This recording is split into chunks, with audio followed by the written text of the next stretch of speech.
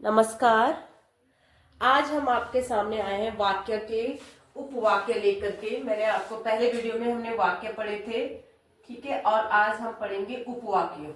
ठीक है, उपवाक्य वाक्य का अंश होता है जिसमें उद्देश्य और विधेय होते हैं, अतः पदों का ऐसा समूह जिसका अपना अर्थ हो, जो सामान्यतया एक वाक्य का भाग हो, जिसमें उद्देश्य एवं विधेय सम्मिलित हो, उपवाक्य कहलाता है। ठीक है, उपवाक्य जैसे प्रधान उपवाक्य और आश्रित उपवाक्य।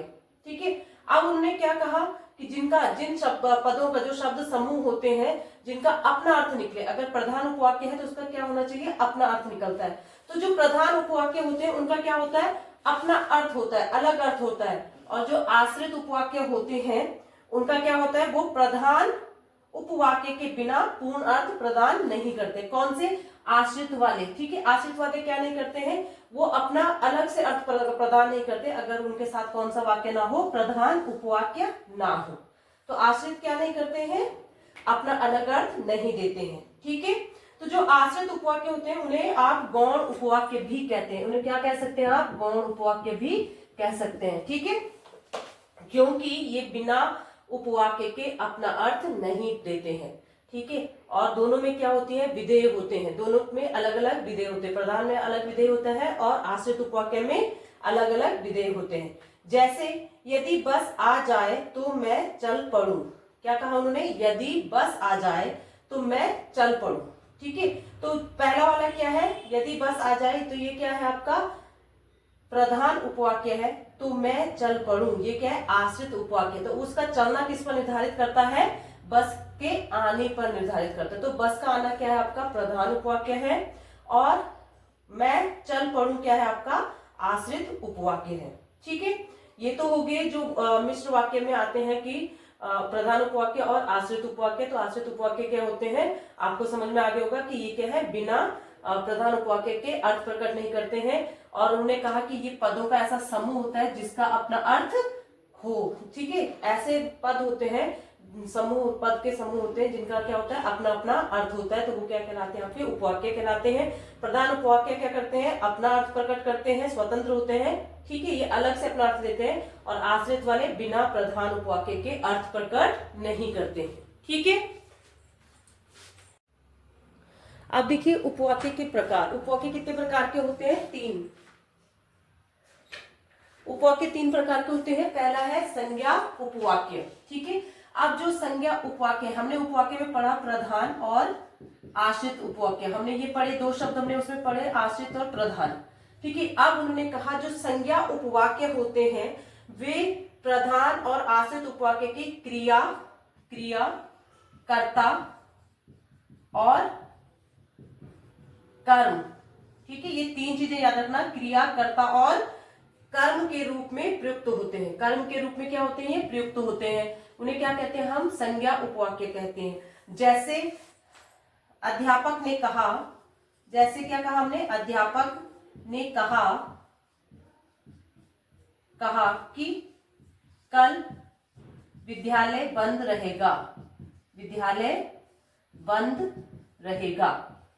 ठीक है, अब उन्होंने कहा कि जो भी वाक्य आपका की से शुरू होगा, जो भी वाक्य आपका किससे शुरू होगा, की से शुरू होगा, वो आपका संज्ञा उपवाक्य होगा। वो क्या होगा, आपका संज्ञा उपवाक्य होगा। ठीक है, एक चीज आपको ध्यान रखनी है कि अगर की से शुरू हुआ जो भी वाक्य, वो क्या कहलाएगा, आपका संज्ञा उपवाक्य कहलाएगा।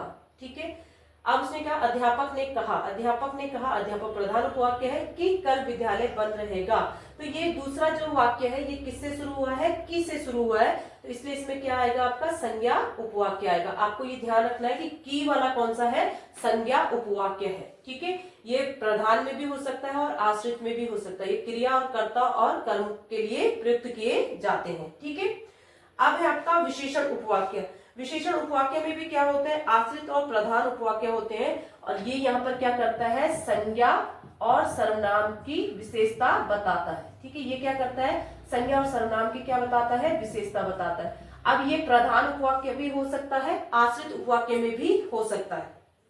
ठीक है, कौन सा, विशेषण उपवाक्य। ठीक है, ये दोनों में किसी में भी हो सकता है, प्रधान में भी हो सकता है और आश्रित में भी हो सकता है। ठीक है, अब उसके लिए शब्द क्या होंगे, किन शब्दों से हम पहचानेंगे कि इसमें विशेषण उपवाक्य है। तो हम जैसे क्या लिखा होगा, जो शब्द, जो वाक्य जो से स्टार्ट हो रहा हो, जिन्हें से स्टार्ट हो रहा हो, जिनको से शुरू हो रहा हो, ठीक है, जिसको से, जिसको, ऐसे इन शब्दों से जो शुरू हो रहे होंगे, जो भी वाक्य शुरू हो रहा है वो वाक्य आपका विशेषण उपवाक्य होगा। ठीक है, जैसे वे फल कहाँ है, वे फल कहाँ है जिन्हें, वे फल कहाँ है जिन्हें आप लाए थे, जिन्हें आप लाए थे। ठीक है, अब ये देखो, ये वाला उपवाक्य क्या कहलाएगा, आपका विशेषण उपवाक्य कहलाएगा। ठीक है, अब ये क्यों क्यों विशेषण उपवाक्य कहलाएगा, क्योंकि इनमें से देखो कौन सी चीजें यहाँ पर आई है, जिन्हें आया है। ठीक है, जिन्हें आया है। दूसरा देखिए, वह लड़का जो कल रोया था, वह लड़का जो कल रोया था, तो उसमें क्या आया, जो आया। तो जो क्या है आपका विशेषण के लिए आएगा। आप लोग इसको अपनी कॉपी में लिख लीजिए, आप अभी स्क्रीनशॉट खींच लीजिए और उसके बाद इन चीजों को कॉपी में लिख दीजिए। आपको बोर्ड परीक्षा में ये जरूर से जरूर हेल्प करेगा। ठीक है, ताकि आप उपवाक्य सही से वहां पहचान पाओ। ठीक है, अब है हमारा क्रिया विशेषण उपवाक्य। ठीक है, अब हमारा क्या है, क्रिया विशेषण उपवाक्य है। हमें संज्ञा में क्या ध्यान रखना है कि जो उपवाक्य की से शुरू होगा, जो की से शुरू होगा, और यहाँ पर जो, जिन्हें, जिनको, जिसको से जो वाक्य क्या होंगे, वाक्य शुरू होंगे। ठीक है, वो क्या कहलाएंगे, आपके विशेषण उपवाक्य कहलाएंगे। ये तो इसमें आ जाएगा। ठीक है, और ये इसमें आ जाएगा की। अब है हमारा क्रिया विशेषण, जो आश्रित उपवाक्य प्रधान उपवाक्य की क्रिया की विशेषता बताते हैं। जो आश्रित उपवाक्य होते हैं, ठीक है, वो प्रधान उपवाक्य की क्या बताते हैं, विशेषता बताते हैं। जो आश्रित वाले उपवाक्य होते हैं, ठीक है, ये किसकी विशेषता बताते हैं, ये प्रधान उपवाक्य की विशेषता, प्रधान उपवाक्य की विशेषता बताते हैं। ठीक है, किसकी विशेषता बताते हैं, प्रधान उपवाक्य की विशेषता बताते हैं। इसमें किसकी विशेषता बताते थे, संज्ञा और सर्वनाम की विशेषता बताते थे। और यहाँ पर जो आश्रित उपवाक्य होते हैं वे प्रधान उपवाक्य की क्या बताते हैं, विशेषता बताते हैं। ठीक है, जब आग लगती है तभी धुआं उठता है। उसने कहा जब आग लगती है तभी धुआं उठता है।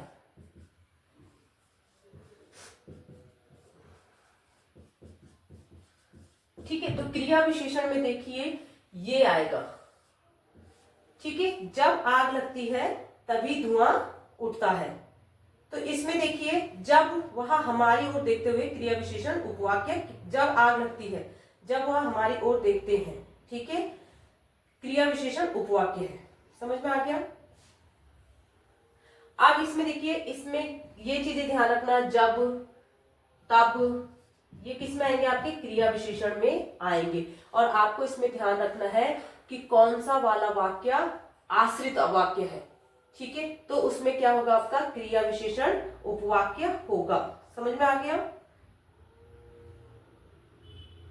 ठीक है, तो जब से जो वाक्य शुरू होगा वो क्या होंगे, आपके क्रिया विशेषण उपवाक्य होंगे।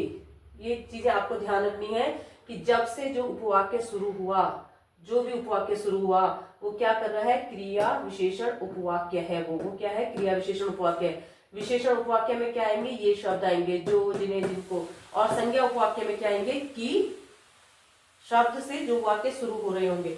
जब से जो वाक्य शुरू हो रहे क्रिया विशेषण, जो से वाक्य शुरू हो रहे होंगे तो विशेषण उपवाक्य। ये तो हो गए हमारे, क्या हो गए, उपवाक्य के प्रकार हो गए।